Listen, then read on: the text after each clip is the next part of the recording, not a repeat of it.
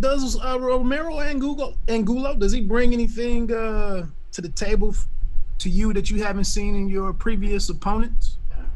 I've seen his style in some of my previous opponents. Probably the person I could, compare him to a little bit is Porky Medina. The difference between Porky Medina and Angulo is Angulo's a little bit more fresh. He didn't go through all the wars that Porky Medina had. Porky Medina faced a lot of great guys. Romer Angulo is the same type of fighter. He has very heavy-handed. He wants to win. This is a big opportunity for him. And he's coming off an upset of Anthony Sims Jr. And I think that's kind of what has him motivated, to this point, him thinking he could beat me. But, I've seen his style before, in the ring, in a very big fight, so I'm ready for whatever he comes, whatever style comes my way. I have to be very patient. I just can't go in there, just trying to knock this guy out, leave myself open for any openings.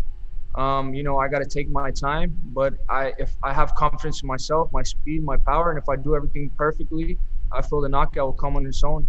And if the knockout doesn't come on its own, best believe I'm gonna put a beating on Romer Angulo, and I'm looking to give a great show to all my people and all my fans, around the world.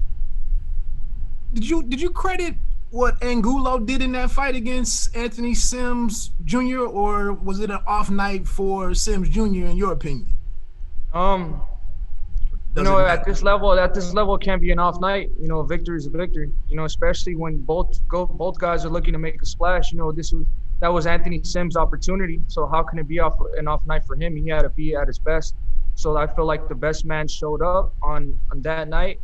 You got to give credit where credit is due. Angulo is the one pushing the pace the whole time. He's a little bit awkward, but I feel like he does some stuff that, a lot of people don't give him credit for. He knows how to set up shots. He knows when to throw them. So, I've watched him very carefully. I know exactly, the tricks he does. I know what he does good. I know what he does bad. So, we're just going to work from there. Are you one of the definitely one of the fighters with an offense that we sit back and marvel at and admire? What does this do this downtime? What does that do for you being sharp in that area of your game? Well, I've just been practicing in every aspect of my game.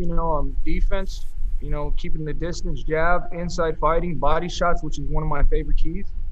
You know what I mean? So I feel like Romer Angulo is a perfect fighter, the perfect person to display everything I have.